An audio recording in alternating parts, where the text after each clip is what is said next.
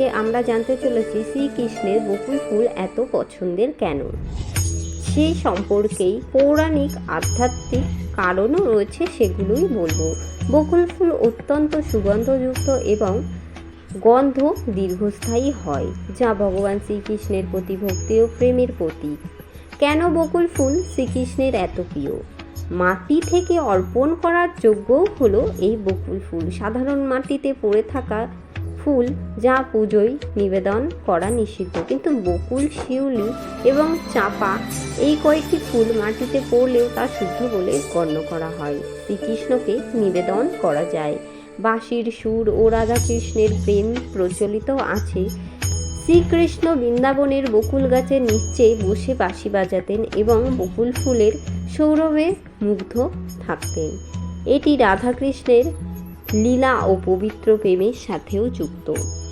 বকুল ফুল শুকিয়ে যাওয়ার পরেও কয়েকদিন পর্যন্ত সুগন্ধ ছড়ায়, যা শ্রীকৃষ্ণের প্রতি চিরন্তর ভক্তি ও ভালোবাসার প্রতীক। এই ফুলগুলোকে পবিত্র ও শুভ বলে মনে করা হয়, যা ভক্তদের আধ্যাত্মিকতা ও শান্তির দিকে নিয়ে যায়। এছাড়াও শাস্ত্রে উল্লেখ করা আছে যে বকুল ফুল বাসি হলেও ভগবান শ্রীকৃষ্ণকে নিবেদন করা যায়। শ্রী রাধারানী শ্রীকৃষ্ণকে বকুল ফুলের মালা দিতেন, মূলত তাদের নীরব প্রেম, ভালোবাসা ও আত্মসমর্পণের প্রতীক হিসাবেও গণ্য করা হয়। এই মালা নেওয়া বা দেওয়ার পেছনে বেশ কিছু আধ্যাত্মিক ও লৌকিক তাৎপর্য রয়েছে। বকুল ফুল শুকিয়ে গেলেও সুগন্ধ অনেক দিন থাকে। রাধা এই ফুলের মালা গেঁথে শ্রীকৃষ্ণকে উপহার দিতেন, যা ছিল তার হৃদয়ের পবিত্রতা এবং শ্রীকৃষ্ণের প্রতি নিঃস্বার্থ ভালোবাসার প্রতীক। এই মালা ছিল রাধার প্রেমের অর্ঘ্য।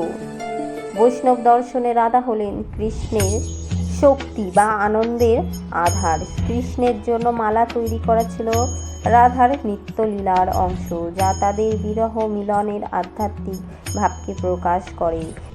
বকুল ফুলের মিষ্টি সুগন্ধ যেমন দূর পর্যন্ত ছড়িয়ে পড়ে, তেমনি রাধা কৃষ্ণের প্রতি প্রেম ছিল সুগন্ধিত ও সুদূর প্রসারী, যা কৃষ্ণের হৃদয়কে আনন্দিত করত।